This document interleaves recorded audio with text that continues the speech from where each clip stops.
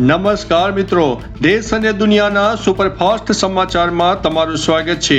વરસાદની સૌથી મોટી આગાહી વ્યક્ત કરી છે હવામાન વિભાગે। 13 રાજ્યોમાં ભારે વરસાદની આગાહી।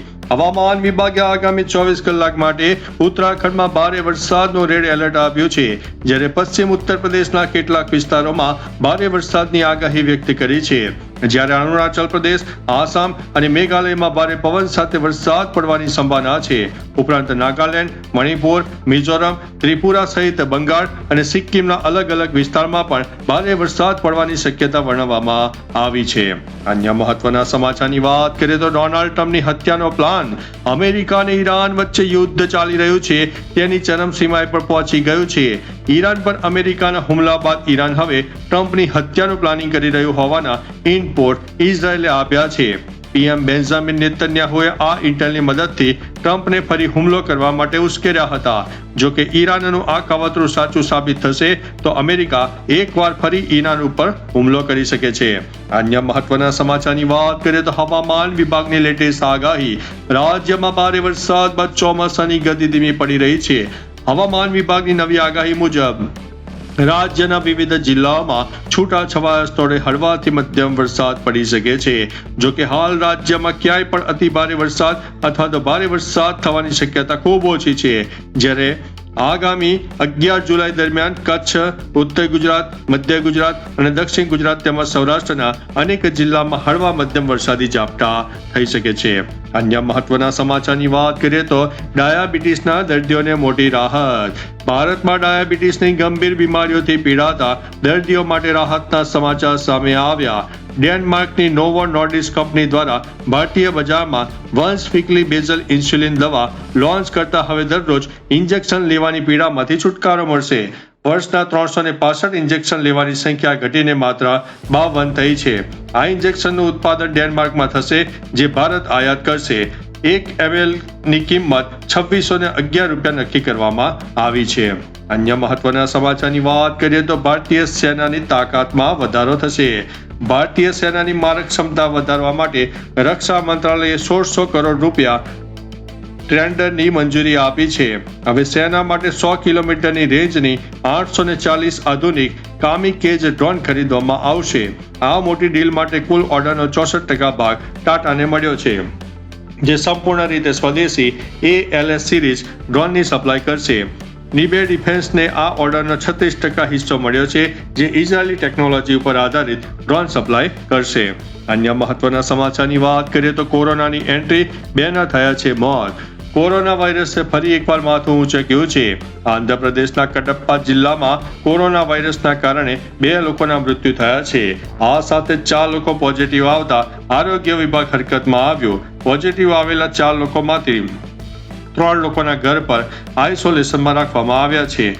2 મૃત્યુમાંથી પ્રથમ મૃત્યુ 28 જૂનના રોજ 60 વર્ષીય દર્દીનું થયું, જ્યારે બીજું 43 વર્ષીય દર્દીનું પણ ચેપ લાગવાથી મૃત્યુ થયું છે।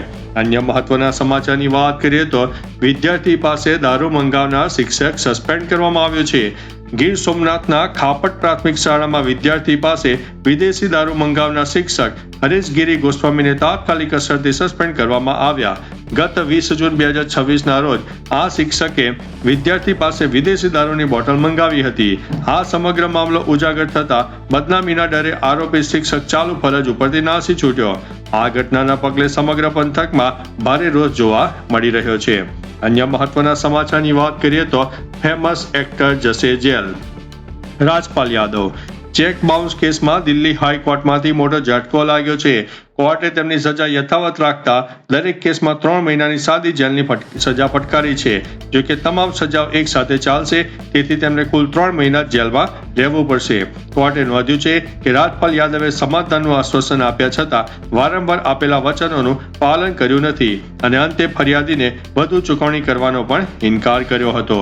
અન્ય મહત્વના સમાચારની વાત કરીએ તો દિલ્હી પબ્લિક સ્કૂલની બસે અડફેટે લેતા મોપેડ પર જતા યુવકનું મોત થયું છે। અમદાવાદના શાસ્ત્રીનગર વિસ્તારમાં પલ્લવ 4 રસ્તા નજીક દિલ્હી પબ્લિક સ્કૂલની બસે ઇલેક્ટ્રિક સ્કૂટર સવાર યુવકને અડફેટે લેતા તેનું ઘટના સ્થળે મૃત્યુ થયું. અકસ્માત બાદ બસનો ડ્રાઈવર અને કંડક્ટર બસ તથા બાળકોને સ્થળ ઉપર મૂકીને ફરાર થઈ ગયા. ઘટનાની જાણ થતાં જ બી ડિવિઝન ટ્રાફિક પોલીસ પહોંચીને તપાસ શરૂ કરી હતી. પોલીસે મૃતકની ઓળખ, પરિવારજનોને જાણ તેમજ પોસ્ટમોર્ટમ સહિતની કાર્યવાહી હાથ ધરી છે. અન્ય મહત્વના સમાચારની વાત કરીએ તો ઈરાન અને સાઉદી અરબના વિદેશી મંત્રીઓ સાથે વાતચીત. મિડલ ઇસ્ટમાં વધતા તણાવ વચ્ચે ઈરાને સાઉદી અરબના વિદેશ મંત્રીઓને ફોન કરીને અમેરિકા દ્વારા કરવામાં આવેલી સૈન્ય કાર્યવાહી ઉપર વાતચીત કરી. ટેલિફોનિક વાતચીત દરમિયાન બંને પક્ષોએ પરિસ્થિતિને લઈને તેમના વિચારો શેર કર્યા. સાથે પ્રાદેશિક વિકાસ પર પરામર્શ ચાલુ રાખવા સંમતિ વ્યક્ત કરી. જ્યારે બીજી બાજુ ઇઝરાયલ પીએમ અને રાષ્ટ્રપતિ ડોનાલ્ડ ટ્રમ્પ વચ્ચે સતત વાતચીત થઈ રહી છે. અન્ય મહત્વના સમાચારની વાત કરીએ તો લાંચિયો પોલીસ કોન્સ્ટેબલ ઝડપાયો છે. કડી પંથકમાં એસીબીએ લાંચ લેતા પોલીસ કોન્સ્ટેબલને રંગે હાથે ઝડપી પાડ્યો છે. કડી પોલીસ સ્ટેશનમાં ફરજ બજાવતા અમીન હુસૈન શેખે ફરિયાદીના કેસમાં રાહત અપાવવાના બહાને શરૂઆતમાં 2 લાખ રૂપિયાની લાંચ માગી, જે બાદ 80,000 રૂપિયામાં સોદો નક્કી થયો. ફરિયાદીએ ગાંધીનગર એસીબીનો સંપર્ક કરતા છટકું ગોઠવવામાં આવ્યું.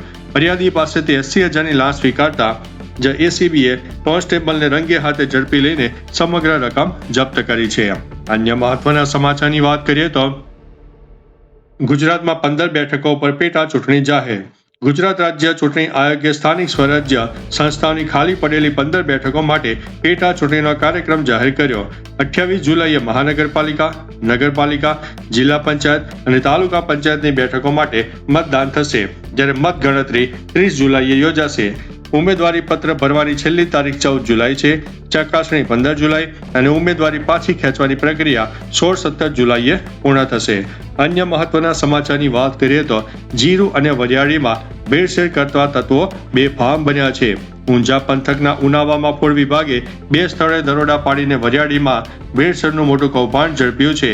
ભાર્ગવ પટેલ અને રાકેશ પટેલની પેઢીમાંથી અંદાજિત 19.6 લાખ રૂપિયાની કિંમતનો 26 ટન ભેળસેળયુક્ત વરિયાળીનો જથ્થો જપ્ત કરવામાં આવ્યો છે. વરિયાળીને વધુ લીલી દેખાડવા અખાદ્ય કેમિકલનો ઉપયોગ થતો હતો. બંને પેઢી પાસે ફૂડ સેફ્ટી લાયસન્સ પણ ન હોવાનું સામે આવ્યું છે. તો ચાલો મિત્રો, ફરીથી દેશ અને દુનિયાના સુપરફાસ્ટ સમાચાર લઈને મળતા રહીશું. ત્યાં સુધી અમને રજા આપશો. નમસ્તે.